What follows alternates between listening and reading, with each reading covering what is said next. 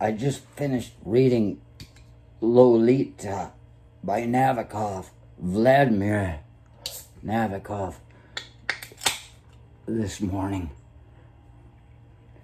And at the very end, it's written in first person. He says, how he didn't want this manuscript, which he was writing as his confession in the end. He didn't want it to be released until after Lolita was dead and after he was dead. He wanted to protect them both from this story while they lived. And it makes me think of my grandmother's funeral, my mother's mother. Oh, we were at her funeral. That's the one I poked in the arm when nobody was looking. My mother had had surgery years ago, and Chandler, I don't know what his name was, from U of M Medical School, the guy that talked her into the surgery when the guy at Mayo Clinic with a whole team of people before he retired said, do not ever let anybody touch this tumor. He says, if you don't, there's a 70% chance you will die on the table, and if you don't, you'll never be the same again. And she was just fine. She's going in blind in an eye. She had a tumor on the optic chiasm that they don't know how long it had been there. They called it benign. But still, this guy just wanted to show everybody how good he was. Yeah, I can fix it. And this happy woman that used to ride the bikes and laugh became...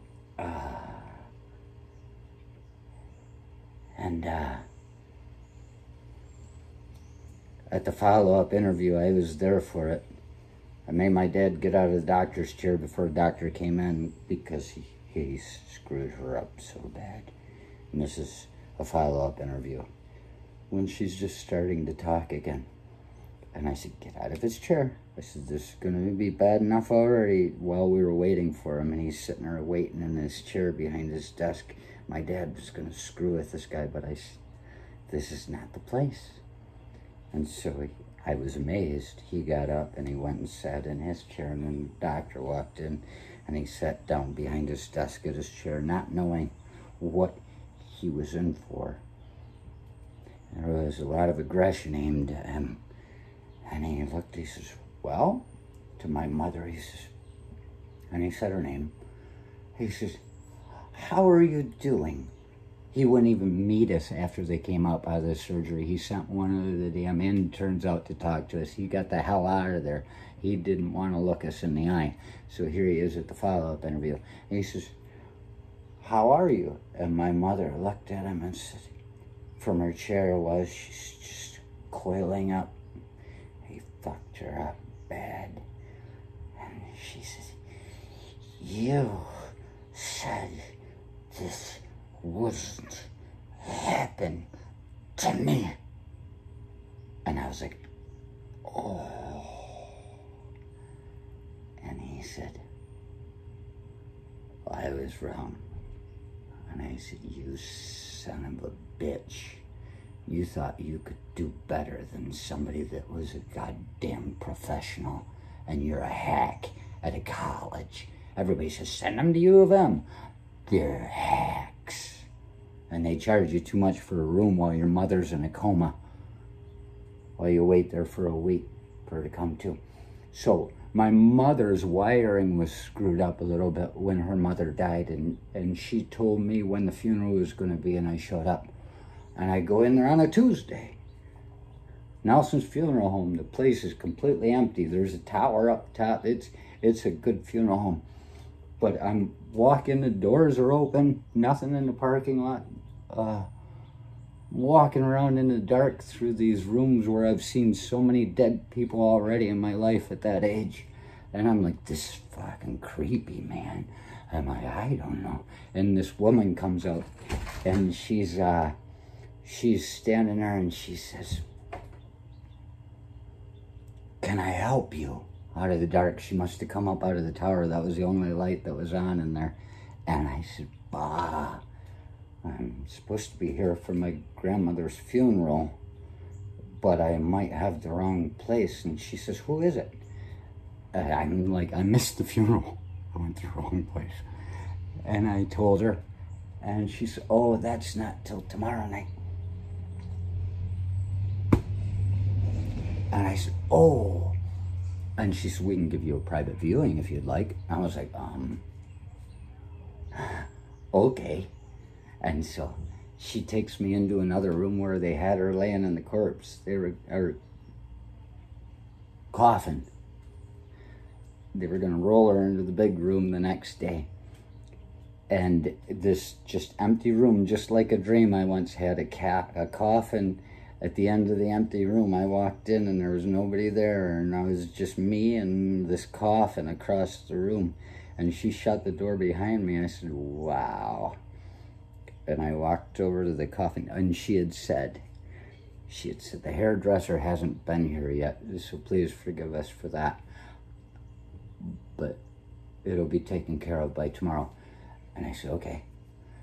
And I walked up, and my grandma's hair looked like it always did, just, she's laying there. Tell him Marge sent you. There's nothing wrong with her hair. And so I looked around to make sure there weren't any cameras in the corners. And since I had kissed her husband on the forehead when I was 10, when he died, and I was like a plate of steel. It was cold and hard. Don't look at me, your eyes are cold and hard. I had to know what a dead person felt like, and it looked like a sweet thing to kiss a man, grandpa on the forehead. Everybody, oh, what a sweet kid. But I was just like, what's it feel like? It was weird. And so there I am with her, my grandma, in this private viewing. Nobody's looking. She's going, laying there. And I said, I poked her forearm, and it was like a sponge. I said, oh, rigor mortis is gone anyway. It only lasts 12 to 18 hours from what I understand, 12 to 16, something like that. And then it goes limp again. So she was soft like a sponge. And I said, and I got the hell out of there. Next night, I show up late to the funeral, and they're like, a little bit late, aren't you, Judas? And I said, me? You? I was here last night. Where were you? I was very early, actually. Because my mother had the days wrong in her wiring weird, she got the wrong day, so she sent me a day early, and I got a private viewing. But there at the funeral,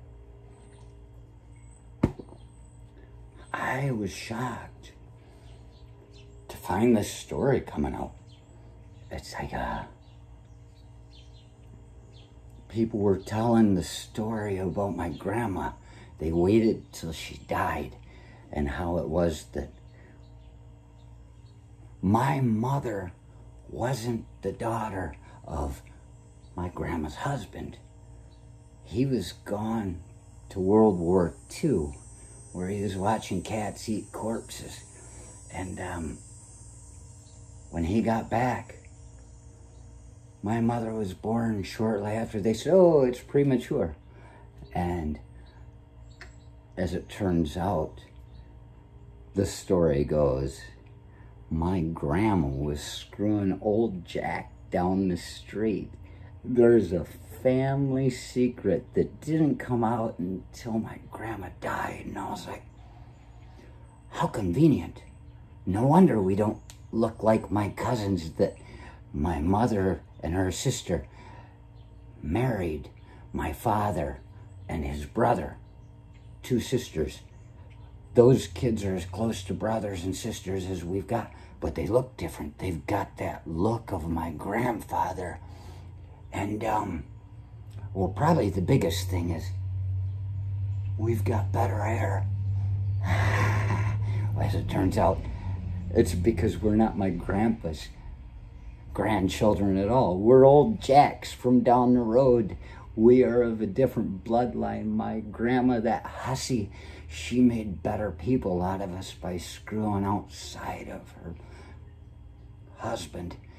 Screwing around. Oh, Grandma, a dirty woman lifting her ass on the chair playing pinochle to fart. Blah! That's Grandma. And